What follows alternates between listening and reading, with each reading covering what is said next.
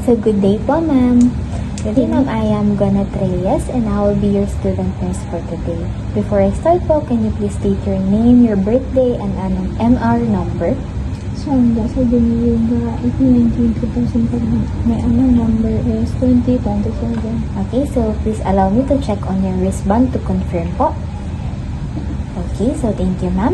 So the procedure we will be doing today po is assessing your eyes. So assessing your eyes is a very important procedure po because it tells us or let us observe kung meron po bang abnormalities sa inyong eyes, and it will contribute po for us to make a valid clinical judgment. So ma'am, in this procedure po ay may times po na instruct ko po kayo and also ito-touch po kayo. Will that be okay with you? Yes. Okay, thank you, ma'am. So before I start din po, for cultural awareness and sensitivity, are there any restrictions po that you want me to avoid doing in this procedure? No. Okay, wala naman po. So, for your privacy din po, I already closed the curtains and the door so that you will be more comfortable po. Okay? So, let's say na po, ma'am. So, ang una pong ginagawa for this procedure is, of course, infection control po. So, I will perform hand washing. So, say I already performed the hand washing. So, it's very important to do it before touching a patient like you, before doing a procedure, after doing a procedure, or having contact with bodily exposure risk, and then after touching patients and after touching patient surroundings. So let's assume that the infection control is done. We're now going to proceed on wearing the PPE or personal protective equipment. So it includes donning a fresh gown, the mask, the goggles, and also the gloves. So let's assume I wore all of that. So now po, I'm going to proceed on the procedure. And the first thing to do is to gather all the equipments that is needed. So for this procedure po, ma'am, naggagamitin po ako like pen light. I'm also going to use some tape measure. And also po, introduce ko po kayo sa isang chart na gagamitin po natin mamaya. So ito po yung tinatawag na Jaeger chart. So mamaya po natin malalaman kung paano nga po ba ito gamitin. Okay, ma'am, bago po ang lahat ay magtatanong po muna ako about sa inyong medical history. So, may mga questions lang po ako and sasagutin nyo lang po yun ng base sa experience nyo and sa katotohanan. So, una po, magpupo muna po so that ay level po tayo. Okay? Wait lang po. I'm just going to come. Okay. Okay, now ma'am, ang una pong tanong is, for your eyes po ba ay nag-wear po ba or nagsusot po ba kayo ng eyeglasses or contact lenses? Sometimes. Sometimes. So, pag nagbabasa po, ganun po. So, hindi po siya everyday. So, take note lang po natin yan. Ano po? Okay? So, next na tanong po is, naranasan nyo na po ba na parang nagbablock yung vision nyo or parang almost na parang nahimatay na po kayo dahil total blindness na po? Wala naman po. Okay. Take natin po natin yan. So, recently po ba ay nagpa-check up po kayo ng eyes sa eye clinic? Hindi. Wala naman po. Okay po. So, also ma'am, pag tumitingin po ba kayo sa isang bagay, naranasan nyo na po ba yung parang may mga spots or parang may mga yung mga bilog-bilog po kayo nakikita kahit nakatingin lang naman po kayo sa isang object? Wala naman po. Okay, so that's a good po. So, ayun lang po yung, wait lang po pala. For the medical history po pala of your family, sa pamilya niyo po ba, may blindness po ba na history? Wala naman po. Okay. So, thank you po ma'am. So, that's it for your medical history. So, now po, magpo-proceed naman po tayo with the testing your eye vision na po. Ano po? So, natayo po muna ako para mas maayos po natin makonduct yung test. So, ang una po dyan is testing your near visual acuity. So, near visual acuity, so yung eyes nyo po, yung like pagbabasas. Kaya po, ang gagawin po natin test dito is, gagamitin na po natin, in-introduce ko po sa inyo na kanina, yung Jaeger eye chart. So, ito po, ang gagawin nyo po is, hahawakan nyo po siya, para lang po kayo nagbabasa ng dyaryo. And actually po, may specific measurement po, which is 14 inches. So, measure lang po natin kung tama po na 14 inches. Okay? Ayun, medyo ilapit nyo po ng konti. Okay. Ayan. So, 14 inches. Okay, ma'am. So, ang instruction ko po sa inyo is babasahin niyo po yung pinakamaliit na number na kaya niyo pong basahin.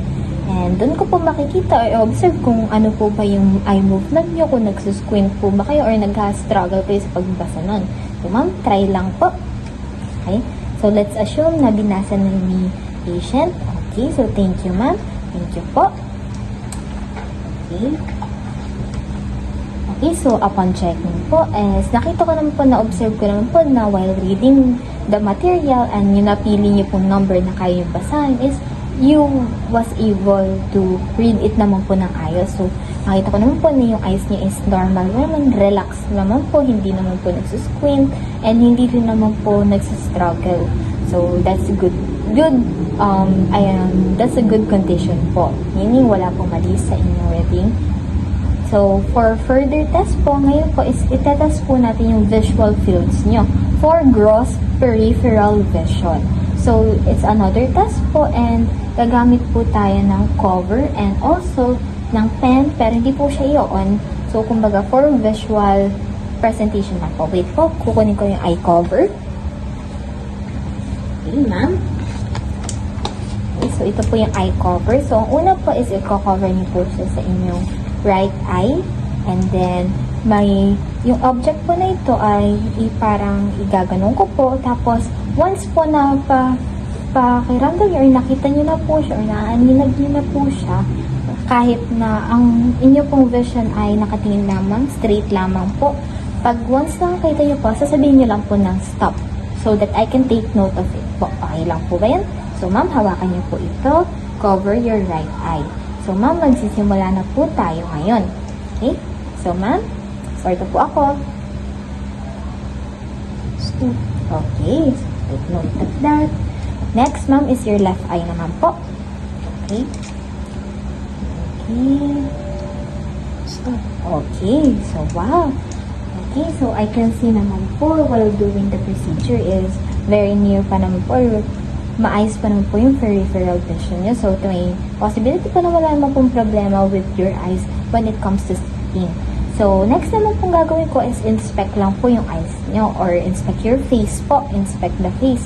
So, titingnan ko po siya. Observe ko lang po siya saglit, ma'am. Okay. Okay. Okay, ma'am. So, while observing po, I can tell naman po na wala naman pong abnormalities with your face, especially the eyes po. Nakita ko naman po na hindi naman po excessive yung blinking nyo. Hindi rin naman po yung tipo na hindi na po kayo nagbi-blink. So, that's a good sign po. So, next naman po is magpe-perform po tayo ng corneal light test. So, light reflex test actually po. So, ngayon po is gagamitin ko po ulit ang aking pen light. But this time is i-on ko naman po.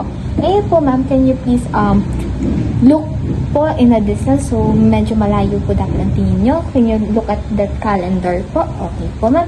So, straight lang po while doing this test. Ano po, wag po kayong try your best po na hindi po tumingin sa side or anything. Straight lang po. Okay, ma'am? Ready?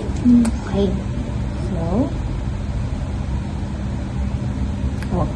So, wow. So, while upon testing your corneal light reflex test, I can see that your cornea naman po is symmetrical and properly aligned naman po siya. So, wala naman pong any abnormalities akong na-note. So, that's a good sign din po. Okay. So, next po is we're going to perform a cover test. So, kanina po, ma'am, nagawa na po natin yung nag-cover po kayo ng eyes. But this time lang po, wala naman po tayong object na involved. Kumbaga, ang gagamitin lang po natin is the cover card. So, ang gagawin ko lang po, ako na po maghahawak this time. So, ma'am, ang gagawin ko lang po is ilalagay ko lang po ulit sa right and left eye nyo po and observe ko lang po kung ano yung movement ng eyes nyo. But, ma'am, ngayon po, straight lang po ulit ang tingin po natin. Ano po? Okay lang po ba yan? Okay, start na po ako. So, right eye po, cover ko. So, okay. Okay. Okay. So, yun po, ma'am. So, ang ginawa ko po, or in-observe ko po dun is yung movement po ng eyes nyo. Kung straight pa rin po ba kahit tinakloban ko at tinanggal ko po, kung na-disturb po ba ang inyong eye muscles. So, nakita ko naman na hindi po dahil kahit po i-cover ko, last alsin ko po, ay straight pa rin naman po ang inyong vision, which is a good sign as well. So, now po,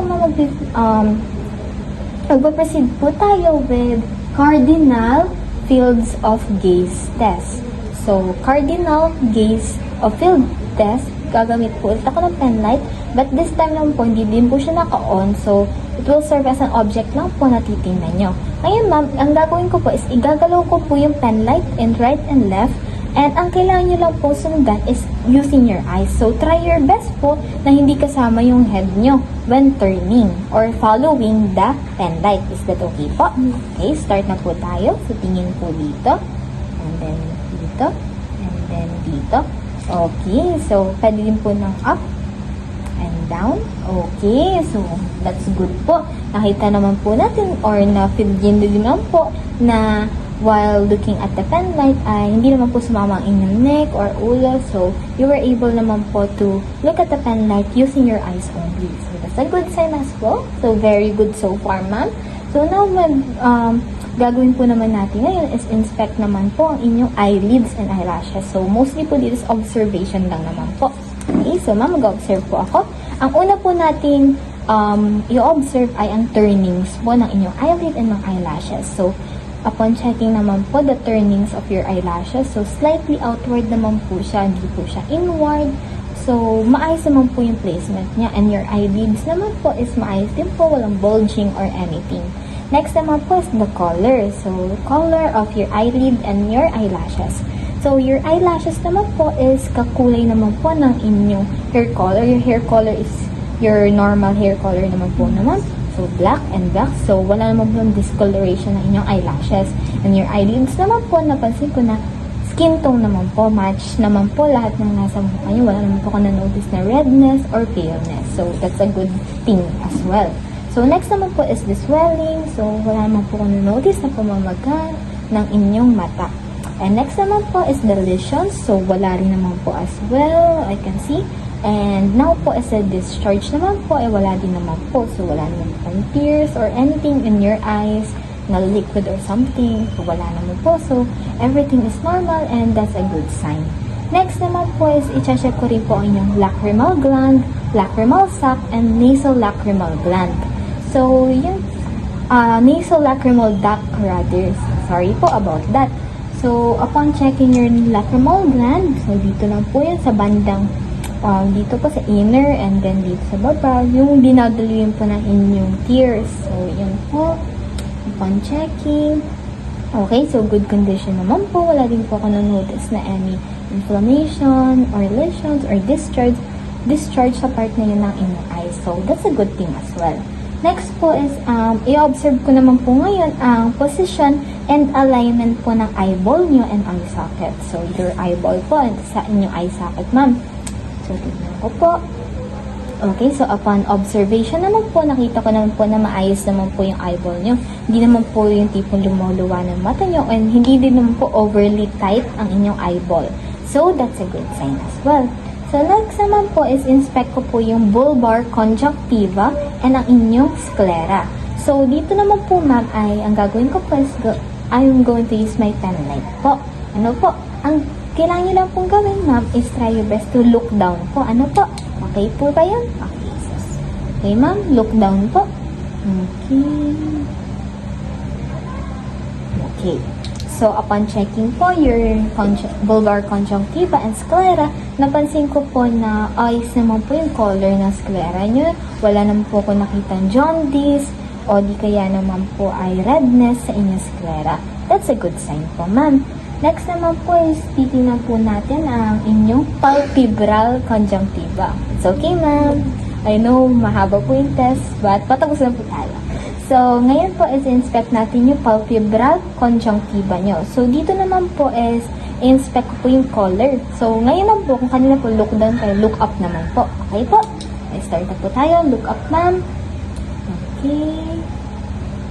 Ayun.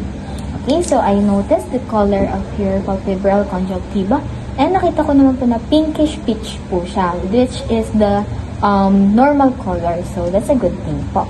Next, ma'am, is I'm going to inspect again your iris and pupil. So, ma'am, I'm going to use my pen light. Tingin lang po kayo ng diretso.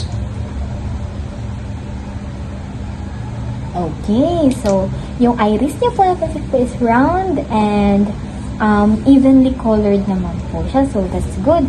And your pupil naman po is round and centered naman po siya sa iris nyo and nagko-constrict din po siya. So, that's a good thing po. So, everything is normal about your eyes naman po. And lastly naman po is i-assess ko po ang inyong pupil's reaction sa accommodation. So, tinatawag din po namin itong PERLA. So, pupils equal and round, pupils equal round and reactive to light accommodation. So, yun po. I'm going to use my pen light again and just observe again kung ano po yung reaction ng pupil nyo sa light. Okay? Straight lang po, ma'am.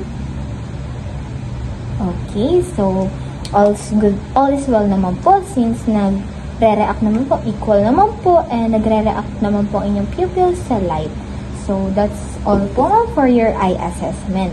So, everything po na nakuha nating data for this procedure is iti-take note ko po and makakarating po ito sa attending physician so that they can make a valid clinical judgment. And ma'am, before I end this po for the holistic nursing po, remember po na we don't only focus on your physical health, we also care about your other aspects such as mental, social, and spiritual, so anything. So, if you have any concerns, don't hesitate to reach out on us. So, yun lang po. Thank you for your cooperation.